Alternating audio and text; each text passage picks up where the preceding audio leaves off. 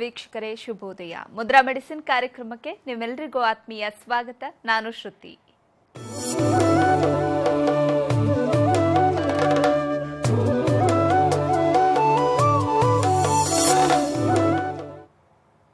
ಇವತ್ತಿನ ಮುದ್ರಾ ಮೆಡಿಸಿನ್ ಕಾರ್ಯಕ್ರಮವನ್ನು ನಡೆಸಿಕೊಡುವುದಕ್ಕೆ ಮುದ್ರಾ ಬ್ರಹ್ಮ, ಮುದ್ರಾ ರತ್ನ, ಮುದ್ರಾ ಶಿರೋಮಣಿ ಗುರೂಜಿ ಶ್ರೀ ಲಕ್ಷ್ಮೀ ಶ್ರೀನಿವಾಸ್ ರವರು ನಮ್ಮೊಂದಿಗಿದ್ದಾರೆ. ಗುರೂಜಿಯವರು ಕಂಪ್ಯೂಟರ್ ಸೈನ್ಸ್ನಲ್ಲಿ ಎಂಜಿನಿಯರಿಂಗ್ ಪದವಿ ಪಡೆದು ಎಂಎಸ್ ಕಂಪ್ಯೂಟರ್ ಸಾಫ್ಟ್ವೇರ್ನಲ್ಲಿ ಸ್ನಾತಕೋತ್ತರ ಪದವಿ ಪಡೆದು ಹಲವಾರು ಮಲ್ಟಿನ್ಯಾಷನಲ್ ಸಾಫ್ಟ್ವೇರ್ ಕಂಪನಿಗಳಲ್ಲಿ 26 ವರ್ಷ ಸತತವಾಗಿ ಸೇವೆ ಸಲ್ಲಿಸಿದ್ದಾರೆ. ಗುರೂಜಿಯವರು ವೇದ ವಿಜ್ಞಾನ, ಜ್ಯೋತಿಷ್ಯ ಶಾಸ್ತ್ರ ಹಾಗೂ ಪುರಾತನ ಮುದ್ರಾ ಮಂತ್ರ ಯಂತ್ರ ತಂತ್ರಶಾಸ್ತ್ರಗಳಲ್ಲಿ ಸಂಶೋಧನೆ ನಡೆಸಿ ಔಷಧಿ ರಹಿತ ಜೀವನ ನಡೆಸೋದು ಹೇಗೆ ಹಾಗೂ ಮನೆಗೊಬ್ಬ ವೈದ್ಯನಾಗೋದು ಹೇಗೆ ಅಂತ ತಿಳಿಸಿಕೊಡ್ತಾ ಬಂದಿದ್ದಾರೆ. ಇದಲ್ಲದೆ ಭೂತ, ಪ್ರೇತ, ಮಾಟ, ಮಂತ್ರ, ತಂತ್ರಗಳ ಬಗ್ಗೆ ಸಂಶೋಧನೆ ನಡೆಸಿ ಮನೆಗೊಬ್ಬ ಮಾಂತ್ರಿಕ ಮತ್ತು ತಾಂತ್ರಿಕನಾಗೋದು ಹೇಗೆ ಅಂತ ತಿಳಿಸಿಕೊಡ್ತಾ ಬಂದಿದ್ದಾರೆ. ಗುರೂಜಿಯವರು ಹಲವಾರು ಪುಸ್ತಕಗಳನ್ನು ಬರೆದು ಸಮಾಜಕ್ಕೆ ಜ್ಞಾನಾರ್ಜನೆ ಮಾಡಿದ್ದಾರೆ. ಸಮಾಜದ ಹಿತಕ್ಕಾಗಿ ಬೆಂಗಳೂರಿನಿಂದ ಸುಮಾರು 40 ಕಿಲೋಮೀಟರ್ ದೂರದಲ್ಲಿ ಉಚಿತ ಅನಾಥಾಶ್ರಮ, ವೃದ್ಧಾಶ್ರಮ ಹಾಗೂ ಮುದ್ರಾ ಮಂತ್ರ ತಂತ್ರ ಸಂಶೋಧನಾ ಕೇಂದ್ರವನ್ನು ಸ್ಥಾಪನೆ ಮಾಡ್ತಾ ಇದ್ದಾರೆ. ಗುರೂಜಿಯವರನ್ನ ನಿಮ್ಮೆಲ್ಲರ ಪರವಾಗಿ ಕಾರ್ಯಕ್ರಮಕ್ಕೆ ಸ್ವಾಗತಿಸ್ತಾ ಇದ್ದೇನೆ.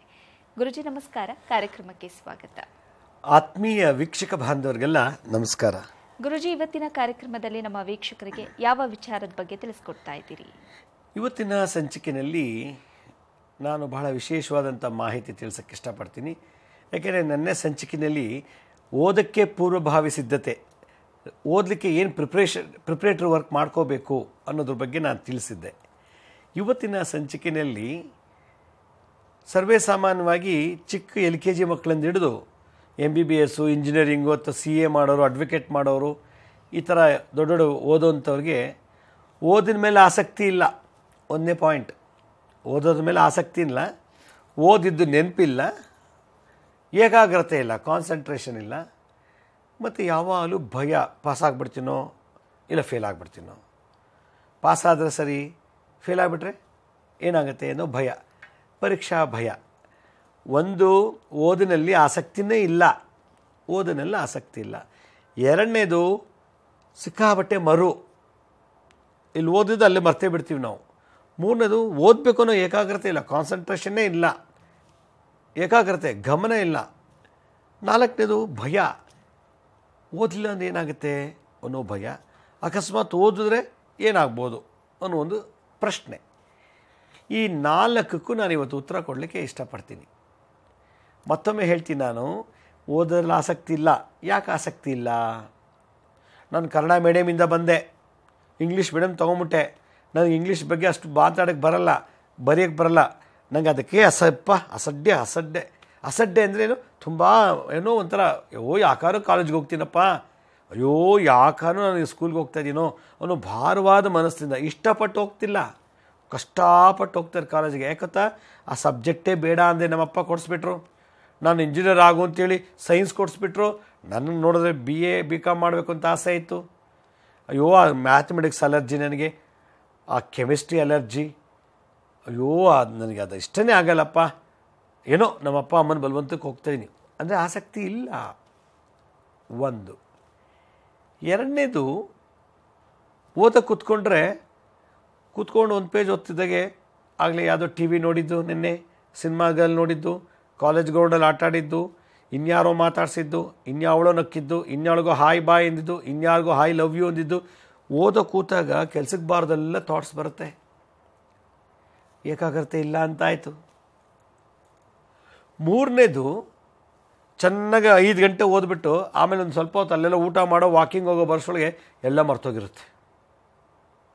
ಓದಿರ್ತೀವಿ ಗಂಟೆಗಟ್ಟಲೆ ಕೂತು, ನೋಡಿದ್ರೆ ಎಲ್ಲ ಮರ್ತೇ ಹೋಗಿರುತ್ತೆ.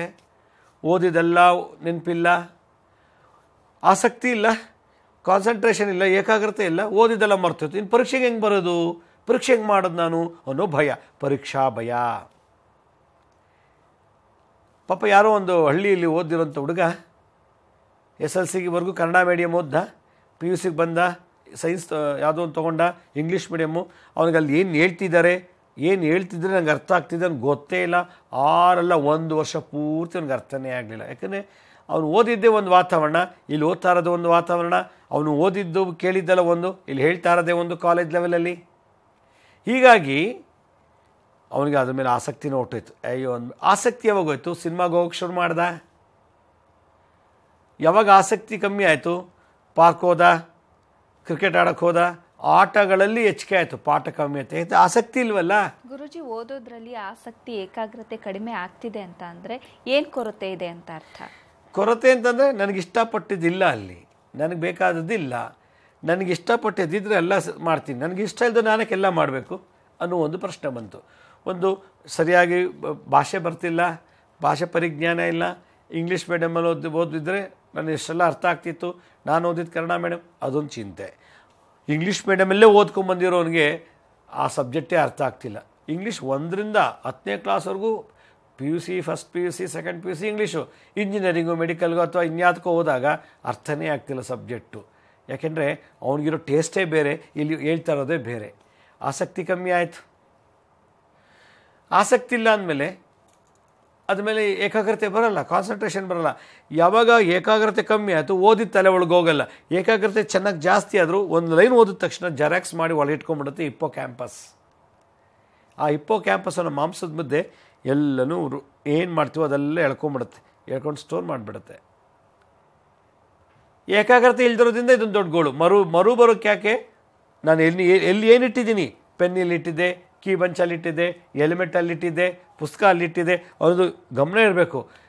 ಎಲ್ಲೋ ಇಟ್ಬಿಟ್ಟು ಅಯ್ಯೋ ಕೀ ಬಂಚ್ ಕಾಣ್ತಿಲ್ಲ, ಅಯ್ಯೋ ಪುಸ್ತಕ ಕಾಣ್ತಿಲ್ಲ, ಅಯ್ಯೋ ಎಲಿಮೆಂಟ್ ಕಾಣ್ತಿಲ್ಲ, ಅಯ್ಯೋ ಅದಿಲ್ವಲ್ಲ ಇದಿಲ್ವಲ್ಲ ಅಂಥೇಳಿ ಓಡಾಡಿದ್ರೆ ಕಾನ್ಸಂಟ್ರೇಷನ್ ಇಲ್ಲದೆ ಹೋದರೆ ಮರು ಜಾಸ್ತಿ, ಏಕಾಗ್ರತೆ ಇಲ್ಲ ಅಂದರೆ ಮರು ಜಾಸ್ತಿ. ಅದಕ್ಕೆ ಏಕಾಗ್ರತೆಯನ್ನು ಮಾಡಬೇಕು ಹಾಗೆ ಅಂತ ಒಂದು ಕಡೆ ಹೇಳ್ತಾರೆ. ಯಾವಾಗ ಏಕಾಗ್ರತೆ ಜಾಸ್ತಿ ಆಯಿತು, ಮೆಮೊರಿ ಜಾಸ್ತಿ, ನೆನಪಿನ ಶಕ್ತಿ ಜಾಸ್ತಿ ಆಗುತ್ತೆ. ಇದು ಅಣ್ಣ ತಮ್ಮ ಇದ್ದಾಗೆ. ಕಾನ್ಸಂಟ್ರೇಷನ್ ಮೆಮೊರಿ ಅಣ್ಣ ತಮ್ಮ ಇದ್ದಾಗೆ, ಗಂಡ ಹೆಂಡತಿ ಇದ್ದಾಗೆ. ಕಾನ್ಸಂಟ್ರೇಷನ್ ಕಮ್ಮಿ ಆದರೆ ಮರು ಕಮ್ಮಿ ಆಯಿತು, ಕಾನ್ಸಂಟ್ರೇಷನ್ ಜಾಸ್ತಿ ಆದರೆ ಮರು ಅಗಾಧವಾಗಿ ಇದ್ದುದು ನೆನಪಿನ ಶಕ್ತಿ ಜಾಸ್ತಿ ಆಯಿತು. ಆಗ ಯಾವುದೇ ರೀತಿ ಭಯ ಇರೋದಿಲ್ಲ ಅನ್ನೋ ಒಂದು ತತ್ವವನ್ನು ಈ ಒಂದು ಸಂಚಿಕೆಯಲ್ಲಿ ತಿಳಿಸೋಕ್ಕೆ ಇಷ್ಟಪಡ್ತೀನಿ. ಸರಿ ಗುರುಜಿ, ಈ ಬಗ್ಗೆ ಮಾತಾಡೋಣ. ವೀಕ್ಷಕರೇ, ಮುದ್ರಾ ಮೆಡಿಸಿನ್ ಕಾರ್ಯಕ್ರಮ ಮುಂದುವರಿಯುತ್ತೆ ಪುಟ್ಟ ವಿರಾಮದ ನಂತರ ಮುದ್ರಾ ಮೆಡಿಸಿನ್ ಕಾರ್ಯಕ್ರಮಕ್ಕೆ ಮತ್ತೊಮ್ಮೆ ಸ್ವಾಗತ. ಗುರುಜಿ, ಅನಿವಾರ್ಯವಾಗಿ ಇಷ್ಟವಿಲ್ಲದ ಸಬ್ಜೆಕ್ಟ್ ಮೇಲೆ ಏಕಾಗ್ರತೆ ಹಾಗೆ ಜೊತೆಗೆ ಅದ್ರ ಮೇಲೆ ಇಂಟ್ರೆಸ್ಟ್, ಆಸಕ್ತಿಯನ್ನು ಬೆಳೆಸ್ಕೊಳ್ಬೇಕು ಅಂತ ಅಂದರೆ ನಾವು ಮಾನಸಿಕವಾಗಿ ಹೇಗೆ ಸಿದ್ಧತೆಗೊಳ್ಬೇಕಾಗತ್ತೆ? ನನಗೆ ದಿನಾಲೂ ಪುಳಿಯೋಗರೆ ತಿನ್ನೋಕ್ಕೆ ಭಾಳ ಆಸೆ. ಉಪ್ಪಿಟ್ಟು ಕೊಟ್ಬಿಟ್ರೆ ಏನಾಗುತ್ತೆ, ಒಂಥರ ತಿಂತೀನಿ, ಆದರೆ ಅಷ್ಟು ಇಷ್ಟಪಡ್ತೀನಲ್ಲ. ಒಂದು ಡಬ್ಬ ಪೂರ್ತಿ ತಿಂದು ಒಂದಿಷ್ಟು ತಿಂದ್ಬಿಟ್ಟು ಹೋಗ್ಬಿಡ್ತೀನಿ. ಯಾಕೆಂದರೆ ಉಪ್ಪಿಟ್ಟು ನನಗೆ ಅಲರ್ಜಿ, ಇಷ್ಟ ಇಲ್ಲ. ನನಗೆ ದಿನಾ ಜ್ಯೂಸ್ ಕುಡಿಯೋ ಆಸೆಗೆ ಅಲ್ಲಿ ಹೋಗ್ಬಿಟ್ಟು ಏನೋ ಅಂದ್ಬಿಟ್ಟು ಸಣ್ಣದೊಂದು ಚಿಕ್ಕ ಲೋಟದಲ್ಲಿ ಒಂದು ಲೋಟ ಕಾಫಿ ಕೊಟ್ಬಿಟ್ರೆ ಕಾಫಿ ಇಷ್ಟ ಇಲ್ಲ ನನಗೆ. ಕೊಟ್ರಲ್ವಾ ಕುಡಿತೀನಿ ಅಷ್ಟೇ, ಆದರೆ ಮನಸ್ಫೂರ್ತಿ ಕುಡ್ದಿಲ್ಲ, ಇಷ್ಟಪಟ್ಟು ಕುಡ್ದಿಲ್ಲ, ಪೂರ್ತಿ ಕುಡ್ದಿಲ್ಲ. ಇಷ್ಟಪಟ್ಟು ಕುಡ್ದಿಲ್ಲ, ಕುಡ್ದಿದ್ದು ಮನಸ್ಸಿಗೆ ತೃಪ್ತಿ ಆಗಿಲ್ಲ, ಬಲವಂತ ಕುಡ್ದೆ. ನಾನು ಇಷ್ಟಪಟ್ಟು ಓದ್ತಿಲ್ಲ, ಮನಸ್ಸಿಗೂ ತೃಪ್ತಿ ಇಲ್ಲ, ಓದಬೇಕಲ್ಲ ಅಂತ ಓದ್ತಿದ್ದೀನಿ ಅಷ್ಟೇ. ಯಾಕೆ ನೀವು ಸೇರಿಸಿದ್ದೀರಲ್ಲ ಓದಿ ಅಂತ ಓದ್ತಾ ಇದ್ದೀನಿ ಅಷ್ಟೇ. 4 ವರ್ಷ ಡಿಗ್ರಿ 10 ವರ್ಷ ಮಾಡ್ತೀನಪ್ಪ, ನನಗೇನು, ನನಗೆ ಬೇಕಾಗಿದ್ದು ನೀವು ಕೊಡಿಸಿಲ್ಲ, ನೀವು ಓದಿ ಅಂದರೆ ಓದ್ತಾ ಇದ್ದೀನಿ, ನಿಮಗೋಸ್ಕರ ಓದ್ತಾ ಇದ್ದೀನಿ ಅಂತ ಅಂದ್ಬಿಡ್ತಾರೆ. ಆಸಕ್ತಿ ಇಲ್ಲ ಅಂದಮೇಲೆ, ಯಾವುದಲ್ಲೂ ಆಸಕ್ತಿ ಇಲ್ಲ ಅಂದಮೇಲೆ ಅವ್ನು ಯಾವುದಲ್ಲೂ ಯಶಸ್ವಿ ಆಗೋದೇ ಇಲ್ಲ. ಸಕ್ಸಸ್ ಬರೋದು ಇಂಟ್ರೆಸ್ಟಿಂದ. ಇಂಟ್ರೆಸ್ಟ್ ಇದ್ದರೆ ಮುಂದೆ ಸಕ್ಸಸ್ಸು, ಇಂಟ್ರೆಸ್ಟ್ ಇರಲಿಲ್ಲ ಅಂದರೆ ಸಕ್ಸಸ್ ಇಲ್ಲ. ಈ ಲೆವೆಲಲ್ಲಿ ನಾವು ನಮ್ಮ ಮೈಂಡನ್ನ ಸೆಟ್ ಮಾಡಬೇಕು. ಅದಕ್ಕೆ ಅಯ್ಯೋ ದರಿದ್ರತೆ ಹೋದದೇ ಇಲ್ಲ, ಮನೇಲಿ ಡೊನೇಷನ್ ಕೊಟ್ಟಾಯಿತು, ಫೀಸ್ ಕಟ್ಟಾಯಿತು, ಗೋಳಿ ಕುಣ್ಣಿದ್ದಾಯಿತು, ಟ್ಯೂಷನ್ ಕಳಿಸಿದ್ದಾಯಿತು, ಎಲ್ಲದರಲ್ಲೂ ಫೇಲು. ನೋಡಿ ಅವ್ರು ಎದುರುಗಡೆ ಮನೆಯವನು ಏನೂ ಇಲ್ಲ, ಎಷ್ಟು ಚೆನ್ನಾಗಿ ಓದ್ತಾನೆ, ಈ ದರಿದ್ರಕ್ಕೆಲ್ಲ ಮಾಡಿ ಮಾಡಿ ಮಾಡಿ ಸಾಕೈತಲ್ಲ ಅಂಥೇಳಿ ನಾವು ನಮ್ಮ ಬಲವಂತಕ್ಕೆ ಸೇರಿಸ್ಬಿಟ್ಟು ನಾವೇ ಬೈಯೋದು ಮಕ್ಕಳಿಗೆ. ಒಂದು ಆ ಮಗುಗೆ ಅದು ಓದೋ ಕೆಪಾಸಿಟಿ ಇದೆಯಾ, ಅರ್ಥ ಆಗ್ತಿದ್ದೆ ನೋಡ್ಕೊಳ್ಳಿಲ್ಲ. ಅವ್ರ ಮಗ ಇಂಜಿನಿಯರ್ ಆದಂತೆ ನನ್ನ ಮಗನೂ ಇಂಜಿನಿಯರ್ ಮಾಡಬೇಕು, ಅವ್ರ ಮಗಳು ಡಾಕ್ಟರ್ ಆದ್ಲಂತೆ ನನ್ನ ಮನೇಲೂ ಡಾಕ್ಟರ್ ಮಾಡಬೇಕು. ಇದು ಸವಾಲ್ ಮೇಲೆ ನಡೀತಾ ಇದೆ ವಿದ್ಯಾಭ್ಯಾಸ, ಇಷ್ಟಪಟ್ಟು ನಡೀತಿಲ್ಲ ಜಗತ್ತಿನಲ್ಲಿ. ಇದೇ ದೊಡ್ಡ ಮಹಾ ತಪ್ಪು ಮಾಡ್ತಿರೋದು. ಇವತ್ತಿನ ಎಜುಕೇಷನ್ ಸಿಸ್ಟಮೇ ಸರಿ ಇಲ್ಲ. 1ನೇ ಕ್ಲಾಸ್ ಮಗು ಇಷ್ಟು ಹೊತ್ಕೊಂಡು ಹೋಗ್ಬೇಕು ದಿನ ಪುಸ್ತಕ, ಅಷ್ಟೊಂದು ಓದ್ಕೊಂಡು ಹೋಗ್ತದೆ ಮಗು. ಆ ಏಜ್ಗೆ, ಆ ಒಂದು ಮೆಚ್ಯೂರಿಟಿಗೆ ಎಷ್ಟು ಕೊಡಬೇಕು ಅಷ್ಟು ಪುಸ್ತಕ ಇಲ್ಲ, ಹೇಳ್ಕೊಡ್ತಿಲ್ಲ. ಅದು ತುಂಬ ಏನು ಕುದುರೆ ರೇಸ್ ಅಂತೆ, ಸ್ವಿಮ್ಮಿಂಗ್ ಪೂಲ್ ಅಂತೆ, ಅದು ಇದು ಅಂತ ಹೇಳಿ ಅದಕ್ಕೆ ಮನಸ್ಸಿಗೆ ಅತಿಯಾದಂಥ ಏನು ಅಲರ್ಜಿ, ಇದಕ್ಕೆಲ್ಲ ಆಗುತ್ತಾ ಆಗಲ್ಲ ಅಂದಾಗ ಅದಕ್ಕೆ ಭಯ ಬಂದುಬಿಟ್ಟು ಓದೋದ್ರ ಮೇಲೆ ಆಸಕ್ತಿ ಕಳ್ಕೊಂಬಿಡುತ್ತೆ. ಯಾವಾಗ ಆಸಕ್ತಿ ಹೋಯ್ತು ಓದೋದಲ್ಲಿ, ಆಲ್ಟರ್ನೇಟಿವ್ ಇನ್ನೊಂದು ಮೈಂಡ್ ಹುಡುಕುತ್ತೆ, ನನಗೆ ಇನ್ನೇನು ಸುಖ ಸಿಗುತ್ತೆ, ಎಲ್ಲ ಸುಖ ಸಿಗುತ್ತೆ ಅಂತ. ಸಿನಿಮಾಗೆ ಹೋದ್ರೆ ಸುಖ ಸಿಗ್ಬೋದು, ಸ್ಮೋಕ್ ಮಾಡೋಕ್ಕೆ ಹೋಗ್ಬೋದು, ಡ್ರಿಂಕ್ಸ್ ಮಾಡೋಕ್ಕೆ ಹೋಗ್ಬೋದು, ಕಾಲೇಜ್ಗೆ ಹೋಗ್ದೇನೆ ಸ್ಮೋಕಿಂಗು ಡ್ರಿಂಕಿಂಗು ಅಲ್ಲೆಲ್ಲ ಓಡಾಡ್ಕೊಂಡು ಕಾಲ ಕಳೆದಾಗ ಅವ್ರಿಗೆ ಅದ್ರಲ್ಲಿ ತೃಪ್ತಿ ಆಗ್ತದೆ. ಯಾಕಂದರೆ ಈ ಕಷ್ಟ, ಈ ಬೈಗುಳ, ಈ ನೋವು ತಿನ್ನೋ ಬದಲು ಅದು ಮಾಡೋಣ ಅನ್ನೋ ಮಟ್ಟಕ್ಕೆ ಬಂದುಬಿಡ್ತಾರೆ. ಆದ್ದರಿಂದ ಆಸಕ್ತಿನ ಬೆಳೆಸೋಕ್ಕೆ ಫಸ್ಟು ಅದೆಂಥ ಅಯ್ಯೋ ಈ ಮ್ಯಾಥಮೆಟಿಕ್ಸ್ ತುಂಬ ಕಷ್ಟ ಲಕ್ಷ್ಮೀ ಶ್ರೀನಿವಾಸ್ ಅಂದರೆ ಎಷ್ಟೇ ಚೆನ್ನಾಗಿ ಟೀಚರ್ ಬಂದು ಹೇಳ್ಕೊಟ್ರು ಕೂಡ, ಅದೆಷ್ಟೇ ಒಳ್ಳೊಳ್ಳೆ ಪುಸ್ತಕ ಇದು ಕೂಡ ನನಗೆ ಅದು ಮ್ಯಾಥಮೆಟಿಕ್ಸ್ ಕಷ್ಟ ಅಂತಲೇ ಇರ್ತದೆ. First impression is the best impression. ಅಯ್ಯೋ ಸೈನ್ಸು ತುಂಬ ಕಷ್ಟಪ್ಪ ಅಂತಂದರೆ ಇಷ್ಟ ಇದೆ ನನಗೆ ಸೈನ್ಸ್ ಓದೋಕ್ಕೆ, ಅವ್ನು ಯಾವನ ಕಷ್ಟ ಅಂದ್ಬಿಟ್ನಲ್ಲ ಹತ್ತಲ್ಲೊಳಗೆ ಕೂತ್ಕೊಂಡ್ಬಿಡ್ತು. ಆಗ ಅಯ್ಯೋ ಸೈನ್ಸ್ ತೊಗೋಬಾರ್ದಪ್ಪ, ಸೈನ್ಸು ತುಂಬ ಕಷ್ಟ ಆಗುತ್ತಂತೆ, ನಮ್ಮ ಫ್ರೆಂಡ್ಸ್ ಎಲ್ಲ ಹೇಳಿದ್ರು.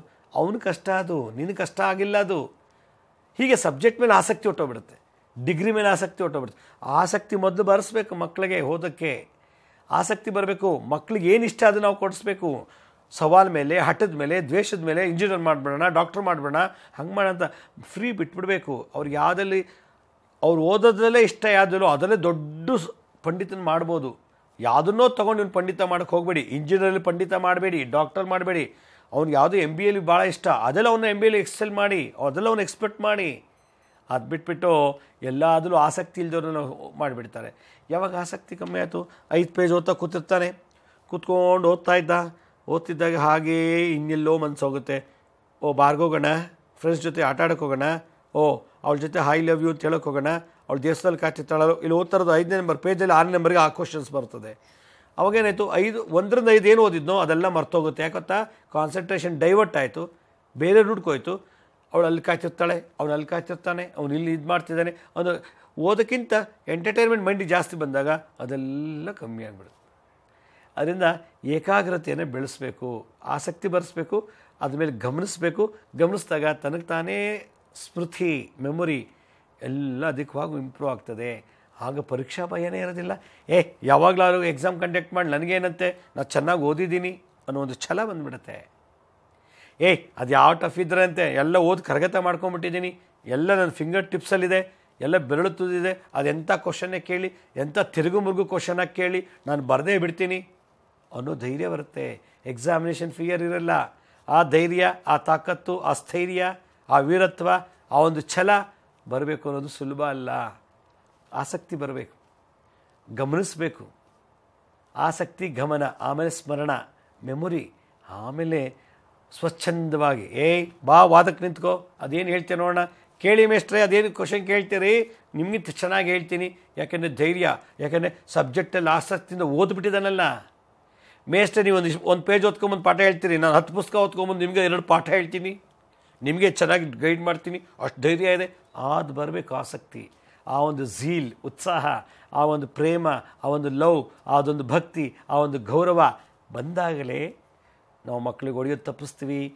ಬೈಯೋಂಗಿಲ್ಲ, ಹೊಡೆಯೋಂಗಿಲ್ಲ. ಮಕ್ಕಳು ತನಗೆ ತಾನೇ ಓದ್ಕೊಂಡು ಹೊರಟೋಗ್ತಾರೆ. ಯಾಕೆಂದರೆ ಇದು ಬೇಸ್ಮೆಂಟ್ ಏನು ಗೊತ್ತಾ, ಆ ಸಬ್ಜೆಕ್ಟ್ ಮೇಲೆ ಆಸಕ್ತಿ ಬರೋಂಗೆ ಮಾಡಬೇಕು ನಾವು. ಅಯ್ಯೋ ಕಷ್ಟ ಕಣೋ ಇದು, ನಾನು 10 ಅವರ್ ಓದಲಿಲ್ಲ ಅಂದರೆ ಅವ್ನು 50 ಅವರ್ ಓದಿದ್ರು ಕಷ್ಟ ಅಂತಲೇ ಕಾಣುತ್ತೆ. ಆ ಭಯ, ಭೀತಿನ ನಾವು ಮೂಡಿಸ್ಬಾರ್ದು ಮಕ್ಕಳುಗಳಿಗೆ. ಇದೇ ನಾವು ಮಾಡ್ತಿರೋ ದೊಡ್ಡ ತಪ್ಪು. ಅದರಿಂದ ಆಸಕ್ತಿ ಬರಬೇಕು, ಏಕಾಗ್ರತೆ ಜಾಸ್ತಿ ಆಗಬೇಕು, ಮೆಮೊರಿ ಪವರ್ ಜಾಸ್ತಿ ಆಗಬೇಕು, ಪರೀಕ್ಷಾ ಭಯ ಒಟ್ಟೋಬೇಕು. ಅಂದರೆ ಹಿಂದಿನ ಕಾಲದಲ್ಲಿ ಏನು ಮಾಡ್ತಾಯಿದ್ರು ಅನ್ನೋದೇ ದೊಡ್ಡ ವಿಶೇಷತೆ. ಸರಿ ಗುರುಜಿ, ಈ ಬಗ್ಗೆ ಮಾತಾಡೋಣ. ವೀಕ್ಷಕರೇ, ಮುದ್ರಾ ಮೆಡಿಸಿನ್ ಕಾರ್ಯಕ್ರಮ ಮುಂದುವರಿಯುತ್ತೆ ಪುಟ್ಟ ವಿರಾಮದ ನಂತರ ಮುದ್ರಾ ಮೆಡಿಸಿನ್ ಕಾರ್ಯಕ್ರಮಕ್ಕೆ ಮತ್ತೊಮ್ಮೆ ಸ್ವಾಗತ. ಗುರುಜಿ, ವಿದ್ಯಾರ್ಥಿಗಳ ವಿದ್ಯಾಭ್ಯಾಸದಲ್ಲಿ ವಿದ್ಯಾರ್ಥಿಗಳ ಪಾತ್ರ ಎಷ್ಟು ದೊಡ್ಡದೋ ಅಷ್ಟೇ ಮುಖ್ಯವಾಗಿ ಪೋಷಕರು ಕೂಡ ಮಹತ್ವದ ಪಾತ್ರವನ್ನು ವಹಿಸ್ತಾರೆ ಅನ್ನೋದನ್ನು ಹೇಳ್ತಾ ಇದ್ರಿ. ಜೊತೆಗೆ ಯಾವುದೇ ಸಬ್ಜೆಕ್ಟ್ ಮೇಲಾಗಿರ್ಬೋದು, ಓದೋದ್ರ ಮೇಲಾಗಿರ್ಬೋದು, ಏಕಾಗ್ರತೆ, ಆಸಕ್ತಿ ಬೆಳಿಬೇಕು ಅಂತ ಅಂದರೆ ವಿದ್ಯಾರ್ಥಿಗಳು ಏನು ಮಾಡಬೇಕಾಗತ್ತೆ? ಹಿಂದಿನ ಕಾಲದಲ್ಲಿ ಗುರುಕುಲದಲ್ಲಿ ಎಂಥ ಕಠಿಣವಾದ ಸಬ್ಜೆಕ್ಟ್ ಆದರೂ ಕೂಡ ಅದರಲ್ಲಿ ಆಸಕ್ತಿ ಬರೆಸ್ತಾ ಇದ್ರು ಋಷಿಮುನಿಗಳು. ಗುರುಕುಲದಲ್ಲಿ ಯಾವಾಗ ಆಸಕ್ತಿ ಬಂತು ಅವ್ರು ಟೀಚಿಂಗ್ ಕಮ್ಮಿ ಮಾಡ್ತಿದ್ರು, ಹುಡುಗರೇ ಹೆಚ್ಚಿಗೆ ಓದೋಗಿ ಮಾಡಿಬಿಡ್ತಾಯಿದ್ರು. ಅದೇ ಬ್ಯೂಟಿಯಲ್ಲಿರೋದು. ಟೀಚರ್ಸು, ಲೆಕ್ಚರ್ಸು ಸುಮ್ಮನೆ ಟೀಚ್ ಮಾಡೋ ಅವಶ್ಯಕತೆ ಇಲ್ಲ. ಹುಡುಗರಿಗೆ ಸಬ್ಜೆಕ್ಟ್ ಮೇಲೆ ಪ್ರೀತಿ ಬರೋಂಗೆ ಮಾಡಬೇಕು, ಇಂಟ್ರೆಸ್ಟ್ ಬರೋಂಗೆ ಮಾಡಬೇಕು.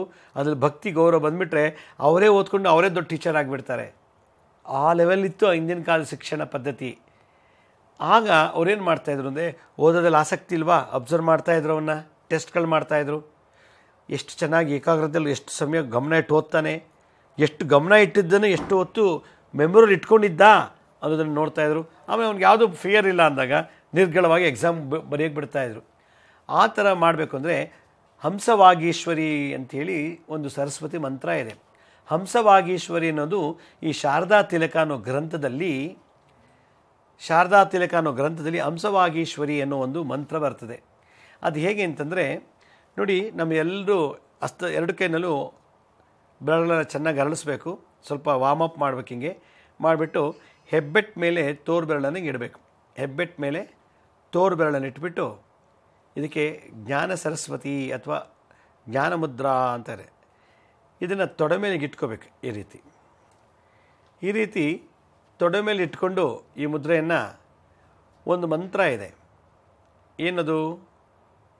ಓಂ ಹ್ರೀಂ ಐಂ ಕ್ಲೀಂ ಓಂ ಸರಸ್ವತ್ಯೈ ನಮಃ. ಓಂ ಹ್ರೀಂ ಐಂ ಕ್ಲೀಂ ಓಂ ಸರಸ್ವತ್ಯೈ ನಮಃ. ಓಂ ಹ್ರೀಂ ಐಂ ಕ್ಲೀಂ ಓಂ ಸರಸ್ವತ್ಯೈ ನಮಃ ಅನ್ನೋ ಮಂತ್ರನ ದಿನ ಬೆಳಗ್ಗೆ ಉತ್ತರಕ್ಕೆ ಮುಖ ಮಾಡಿಕೊಂಡು ಒಂದು ಅರ್ಧ ಗಂಟೆ ಇದನ್ನು ಹೇಳಬೇಕು. ತೊಡೆ ಮೇಲೆ ಇಟ್ಕೋಬೇಕು, ಗೂನ್ ಬೆನ್ನೆಲ್ಲ ತೆಗಿಬೇಕು, ಕಣ್ಣು ಮುಚ್ಕೊಂಡು ಓಂ ಹ್ರೀಂ ಐಂ ಕ್ಲೀಂ ಓಂ ಸರಸ್ವತ್ಯೈ ನಮಃ. ಓಂ ಹ್ರೀಂ ಐಂ ಕ್ಲೀಂ ಓಂ ಸರಸ್ವತ್ಯೈ ನಮಃ ಅನ್ನೋ ಈ ಮುದ್ರೆಯನ್ನು ಧಾರಣೆ ಮಾಡಿ ಈ ಮಂತ್ರವನ್ನು ದಿನ 108 ಉತ್ತರಕ್ಕೆ ಮುಖ ಮಾಡ್ಕೊಂಡು ಕೂತ್ರೆ ಅದು ಎಂಥ ಸಬ್ಜೆಕ್ಟ್ ಇರಲಿ ಅದ್ರ ಪ್ರೀತಿ ಬರುತ್ತೆ, ಆಸಕ್ತಿ ಬರುತ್ತೆ, ಓದೋಕ್ಕೆ ಗಮನ ಬರುತ್ತೆ. ಕಾನ್ಸಂಟ್ರೇಷನ್, ಯಾವಾಗ ಗಮನ ಆಯಿತು ಸ್ಮರಣ, ಮೆಮೊರಿ ಪವರ್ ಚೆನ್ನಾಗಿ ಇಂಪ್ರೂವ್ ಆಗುತ್ತೆ. ಯಾವಾಗ ಮೆಮೊರಿ ಚೆನ್ನಾಗಿ ಇಂಪ್ರೂವ್ ಆಯಿತು, ಅದೆಂಥ ಸಮಯದಲ್ಲಿ ಎಕ್ಸಾಮ್ ಕಂಡಕ್ಟ್ ಮಾಡಿ ಏನು ಇಲ್ಲದೇ ಚೆನ್ನಾಗಿ ಓದಿ ಎಕ್ಸಾಮ್ ಬರೆದು ಬಿಡ್ತೀನಿ ಒಂದು ಸ್ಥೈರ್ಯ ಬರುತ್ತೆ.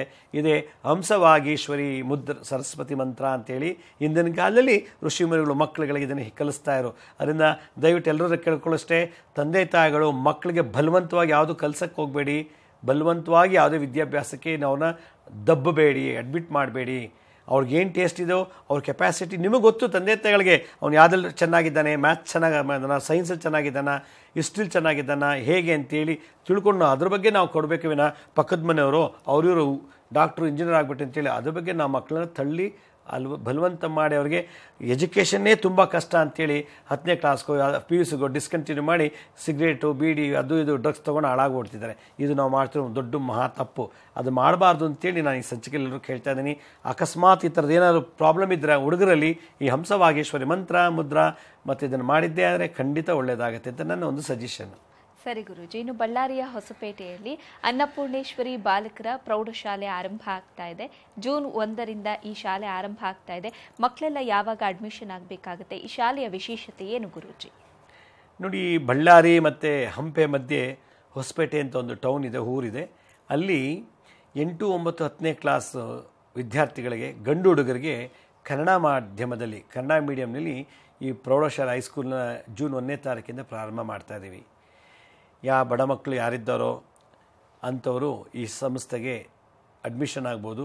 ಫ್ರೀಯಾಗಿ ಹಾಸ್ಟ್ಲು ಕೊಡ್ತೀವಿ, ಫ್ರೀಯಾಗಿ ಊಟ ತಿಂಡಿ ಇದೆ, ಫ್ರೀಯಾಗಿ ಯೂನಿಫಾರ್ಮ್ ಕೊಡ್ತೀವಿ ಉಚಿತವಾಗಿ, ಫ್ರೀಯಾಗಿ ಪುಸ್ತಕಗಳು ಎಲ್ಲ ಕೊಟ್ಟು ನಾವೇ ಅಡ್ಮಿಷನ್ ಫೀಸ್ ಇಲ್ಲ, ಡೊನೇಷನ್ ಇಲ್ಲ, ಎಂಥದ್ದು ಇಲ್ಲ, ಆ್ಯನ್ಯುವಲ್ ಫೀಸು ಇಲ್ಲ, ವರ್ಷಕ್ಕೆ ಎಷ್ಟು ಫೀಸ್ ಕಟ್ಟಬೇಕು ಅಂತಿಲ್ಲ, ಎಲ್ಲ ಫ್ರೀ. ಈ ಒಂದು ಫ್ರೀಯಾಗಿ ನಾವು ಈ ಬಡ ಮಕ್ಕಳಿಗೆ ಸ್ಕೂಲನ್ನು ಜೂನ್ 1ನೇ ತಾರೀಕಿಂದ ಪ್ರಾರಂಭ ಮಾಡ್ತಾಯಿದ್ದೀವಿ. ಈ ಸಿಲೆಬಸ್ ಜೊತೆಗೆ ನಾವು ಈಗಲೇ ಮಕ್ಕಳಿಗೆ ಕಂಪ್ಯೂಟರ್ ಸೈನ್ಸ್ ಬಗ್ಗೆ, ಎಲೆಕ್ಟ್ರಾನಿಕ್ಸ್ ಇಂಜಿನಿಯರ್ ಬಗ್ಗೆ ಟೆಕ್ನಿಕಲ್ ಕೋರ್ಸು ಕೂಡ ಆ್ಯಡ್ ಮಾಡ್ತಾಯಿದ್ದೀವಿ. ಜೊತೆಗೆ ಯೋಗ, ಧ್ಯಾನ, ಜಪ, ಅದೇ ಥರ ಸ್ಪಿರಿಚುವಲ್ ಆ್ಯಕ್ಟಿವಿಟೀಸ್ ಕೂಡ ನಾವು ಮಕ್ಕಳಿಗೆ ಕಲಿಸ್ತಾ ಇದ್ದೀವಿ ಈ ಶಾಲೆಯಲ್ಲಿ. ಈ ಮಕ್ಕಳಿಗೆ ಟೀಚ್ ಮಾಡಲಿಕ್ಕೆ ನಮಗೆ ಟೀಚರ್ಸ್ ಬೇಕು. ಅದರಿಂದ ಯಾರು BSc B.Ed ಮಾಡಿರ್ತಾರೋ, Hindi, English, Kannada, mathematics, science, history ಈ ಥರ ಮಾಡಿರೋಂಥವ್ರು ಇಂಥ ಮಕ್ಕಳಿಗೆ, ಬಡ ಮಕ್ಕಳಿಗೆ ಟೀಚ್ ಮಾಡಬೇಕು ಅಂತ ಆಸಕ್ತಿ ಇತ್ತು ಅಂದರೆ ಅವ್ರಿಗೆ ನಾವು ಟೀಚರ್ಸ್ಗೆ ಸಂಬಳ ಕೊಟ್ಟು, ಉಳ್ಕೊಳ್ಳೋಕ್ಕೆ ಜಾಗ ಕೊಟ್ಟು, ಊಟ ತಿಂಡಿ ಕೊಟ್ಟು ಅವ್ರಿಗೂ ಕೂಡ ನಾವು ಚೆನ್ನಾಗಿ ನೋಡ್ಕೊಳ್ತೀವಿ. ಅದರಿಂದ ಈ ಟೀಚರ್ಸ್ಗೂ ಕೂಡ ಈ ಮಕ್ಕಳಿಗೆ ಟೀಚ್ ಮಾಡಲಿಕ್ಕೆ ಒಂದು ಒಳ್ಳೆಯ ಸುವರ್ಣ ಅವಕಾಶ. ಇದೆಲ್ಲಕ್ಕಿಂತ ಹೆಚ್ಚಾಗಿ ಎಷ್ಟೋ ಜನ ಮಕ್ಕಳು ತಂದೆ ತಾಯಿಗಳಿಗೆ ಬರ್ಡನ್ ಆಗಿಬಿಟ್ಟಿದ್ದಾರೆ. ಯಾಕೆಂದರೆ ತಂದೆ ತಾಯಿ ಕೂಲಿ ಮಾಡ್ತಾರೆ. ಎಷ್ಟೋ ಜನ ಮಕ್ಕಳಿಗೆ ತಾಯಿ ಇಲ್ಲ, ಎಷ್ಟೋ ಜನ ಮಕ್ಕಳಿಗೆ ತಂದೆ ಇಲ್ಲ, ಎಷ್ಟೋ ಜನ ಮಕ್ಕಳಿಗೆ ಅಪ್ಪ ಅಮ್ಮ ಇಬ್ಬರೂ ಇರೋದಿಲ್ಲ. ಅಂಥವ್ರಿಗೆ ಓದ್ಸೋಕ್ಕೆ ಯಾರೂ ಇರೋದಿಲ್ಲ. ಒಂದು 6ನೇ ಕ್ಲಾಸ್ 7ನೇ ಕ್ಲಾಸ್ ಓದ್ಬಿಟ್ಬಿಟ್ಟಿರ್ತಾರೆ. ಆದರೆ SSC ಕೂಡ ಮಾಡ್ಕೊಳ್ಳೋಕ್ಕೆ ಅಷ್ಟು ಪಾಪ ಅವ್ರಿಗೆ ಒಂದು ಅವಕಾಶ ಇರೋದಿಲ್ಲ, ಆರ್ಥಿಕವಾಗಿಯೂ ಮತ್ತು ಸಾಮಾಜಿಕವಾಗಿ. ಅಂಥ ಮಕ್ಕಳು ನಿಮ್ಗೆ ಯಾರ್ಯಾರು ಗಮನ ಬಂದಿದ್ದರೆ ಅಂದರೆ ನಿಮ್ಮ ಸಂಬಂಧಿಕರಲ್ಲಿ ಯಾರ್ಯಾರು ಈ ಥರ ಮಕ್ಕಳು ಓದದೆ ನಿಂತೋಗ್ಬಿಟ್ಟಿದ್ದಾರೆ, 7ನೇ ಕ್ಲಾಸ್ಗೆ ಸ್ಟಾಪ್ ಮಾಡಿದ್ದಾರೆ, 8, 9 ಓದ್ಸೋಕ್ಕಾಗಿಲ್ಲ, ಯಾರೂ ಇಲ್ಲ ಅವ್ರಿಗೆ, ಅಥವಾ ಓದ್ಸೋಕ್ಕೆ ನಮ್ಮ ಕೈಲಿ ಆಗಲ್ಲ, ನಮ್ಗೆ ಅಷ್ಟು ಸಾಮರ್ಥ್ಯತೆ ಇಲ್ಲ, ಫೀಸ್ ಕಟ್ಟಿ ಓದ್ಸೋಕ್ಕಾಗಲ್ಲ. ಇವತ್ತು ಸಹ ಎಲ್ಲ ಸ್ಕೂಲಲ್ಲಿ ಸಿಕ್ಕಾಪಟ್ಟೆ ಡೊನೇಷನ್ ಕೇಳ್ತಾರೆ, ಸಿಕ್ಕಾಪಟ್ಟೆ ಫೀಸ್ ತೊಗೋತಾರೆ. ಇವೆಲ್ಲ ಕಟ್ಟೋಕ್ಕಾಗಿಲ್ಲ ಅನ್ನೋ ಎಷ್ಟೋ ಜನ ಮಕ್ಕಳನ್ನ ಓದೋಕ್ಕೆ ಬಿಟ್ಟಿಲ್ಲ, ಕೂಲಿ ಮಾಡಲಿಕ್ಕೆ ಅಂಗಡಿಗೆಲ್ಲ ವ್ಯಾಪಾರ ಮಾಡಿ ಕಳಿಸ್ಬಿಟ್ಟಿದ್ದಾರೆ. ಅಂಥ ಮಕ್ಕಳು ನಿಮ್ಮ ಕಣ್ಣು ಮುಂದೆ ಕಂಡು ಬಂದಲ್ಲಿ, ಅಂಥ ಮಕ್ಕಳು ನಿಮ್ಮ ಸಂಬಂಧಿಕರು ಯಾರಿದ್ದು ಅಂದರೆ ನಮ್ಮ ಶಾಲೆಗೆ ಅಡ್ಮಿಷನ್ ಮಾಡಿಸ್ಬೋದು. ಸರಿ ಗುರೂಜಿ, ಕಾರ್ಯಕ್ರಮದಲ್ಲಿದ್ದು ವಿದ್ಯಾರ್ಥಿಗಳು ವಿದ್ಯಾಭ್ಯಾಸವನ್ನು ಪಡೆಯೋಕ್ಕೂ ಮುನ್ನ ಶಿಕ್ಷಣದಲ್ಲಿ ಅಂದರೆ ಸಬ್ಜೆಕ್ಟ್ ಬಗ್ಗೆ ಏಕಾಗ್ರತೆ ತುಂಬ ಇಂಪಾರ್ಟೆಂಟ್ ಆಗಿರುತ್ತೆ, ಜೊತೆಗೆ ಆಸಕ್ತಿಯು ಕೂಡ ತುಂಬ ಇಂಪಾರ್ಟೆಂಟ್ ಆಗಿರುತ್ತೆ. ಅದೆಷ್ಟು ಮುಖ್ಯವಾಗಿರುತ್ತೆ, ಅದನ್ನು ಬೆಳೆಸ್ಕೊಳ್ಳೋದು ಹೇಗೆ ಅನ್ನೋದನ್ನು ಇವತ್ತಿನ ಸಂಚಿಕೆಯಲ್ಲಿ ನಮ್ಮ ವೀಕ್ಷಕರಿಗೆ ತಿಳಿಸ್ಕೊಟ್ರಿ. ಧನ್ಯವಾದ. ಸಾಯಿರಾಮ್. ವೀಕ್ಷಕರೇ, ಗುರೂಜಿಯವರು ಹೇಳಿದ ಹಾಗೆ ಬಳ್ಳಾರಿಯ ಹೊಸಪೇಟೆಯಲ್ಲಿ ಅನ್ನಪೂರ್ಣೇಶ್ವರಿ ಬಾಲಕರ ಪ್ರೌಢಶಾಲೆ ಜೂನ್ 1ರಿಂದ ಆರಂಭ ಆಗ್ತಾ ಇದೆ. ಬಡ ವಿದ್ಯಾರ್ಥಿಗಳು ಈ ವಿದ್ಯಾಸಂಸ್ಥೆಯಲ್ಲಿ ವಿದ್ಯಾಭ್ಯಾಸವನ್ನು ಪಡ್ಕೊಳ್ಬಹುದು. ಜೊತೆಗೆ ಈ ವಿದ್ಯಾಸಂಸ್ಥೆಗೆ ಶಿಕ್ಷಕರ ಅವಶ್ಯಕತೆಯೂ ಕೂಡ ಇದೆ. ಹೀಗಾಗಿ ಕಾರ್ಯಕ್ರಮದ ಕೊನೆಯಲ್ಲಿ ಗುರೂಜಿಯವರ ಕಚೇರಿಯ ವಿಳಾಸ ಹಾಗೆ ದೂರವಾಣಿ ಸಂಖ್ಯೆಗಳು ಬರುತ್ತೆ. ದೂರವಾಣಿ ಸಂಖ್ಯೆಗೆ ಕರೆ ಮಾಡಿ ವಿದ್ಯಾಸಂಸ್ಥೆಯ ಬಗ್ಗೆ ವಿವರವನ್ನು ಪಡ್ಕೊಳ್ಬಹುದಾಗಿದೆ ಅಂತ ಹೇಳ್ತಾ ಇವತ್ತಿನ ಕಾರ್ಯಕ್ರಮವನ್ನು ಮುಗಿಸ್ತಾ ಇದ್ದೀನಿ. ನೋಡ್ತಾ ಇರಿ ಸರಳ ಜೀವನ, ಇದು ಮನುಕುಲದ ಒಳಿತಿಗಾಗಿ.